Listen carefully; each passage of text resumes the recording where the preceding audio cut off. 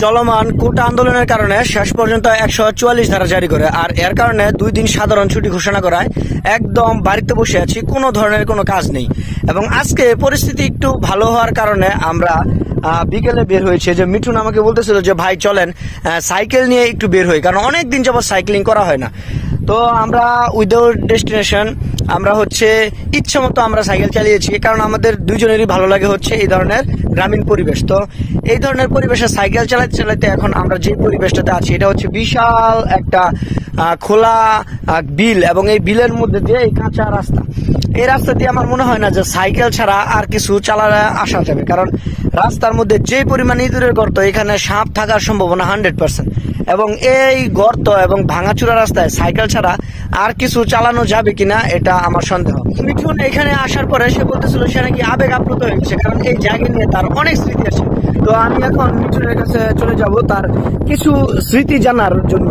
মিঠুন, তোমার এই এলাকায় স্পেশাল কি এমন স্মৃতি আছে যা তোমাকে এখন আবেগ আপ্লুত করে দিচ্ছে? মূলত হচ্ছে আমাদের কলেজকে কেন্দ্র করে কেউ কেউ এই লাইন ধরে বা এই মাঝখানে বিলের মাঝখানে যে আইলটা আছে এই আইলটা ধরে একটু হাঁটতো।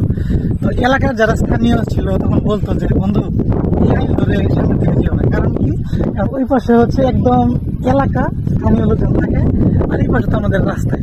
এবং কথিত ছিল যে এই এলাকায় নাকি গেলে ছাত্রদেরকে পেলে জোর করে বিয়ে করাই দিয়ে আমরা ভয়ে কোনো সময় এই মাছ পরবর্তী আসতাম। আমরা স্কুলের লাইন পার করে ফেললাম বা আজকে একজন এই প্রথম ভাইদের সাথে করে নিয়ে এই লাইনের মাঝখানে চলে আসছি। আর একটু মনে গেলে সন্ধ্যারা কি মনে বিয়ে করে বেড়াই দেবে। বিষয় হচ্ছে সে ওই বিয়ের বিষয়টা নিয়ে এত পরিমাণ ভয় পাইছে, সে তখন তো বিয়ে করে নাই এবং বরঞ্চ এখনো পর্যন্ত ভয়ে বিয়ে করতে পারে না। এবং এমন একটা অবস্থা হয়েছে তার বয়স চলে যাচ্ছে কিন্তু সে এখন আর বিয়ে করতে পারে না। এই জন্য সে আজকে আমাকে বিভিন্ন ভাবে ফুসলিয়ে ফাসলিয়ে এই রাস্তায় নিয়ে আসছে।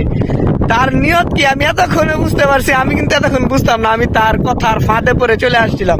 তাহলে তোমার এখন উদ্দেশ্য একটাই যে কোন রকম যদি বিয়েটা করা যায় তো কাহিনী। আমাকে ফাঁসানো হচ্ছে কারফিউর ভিতর, আমাকে না আমি আসলে বুঝতে পারি নাই, রাজনীতিকরণ করা হচ্ছে, আমাকে ফাঁসানো হচ্ছে।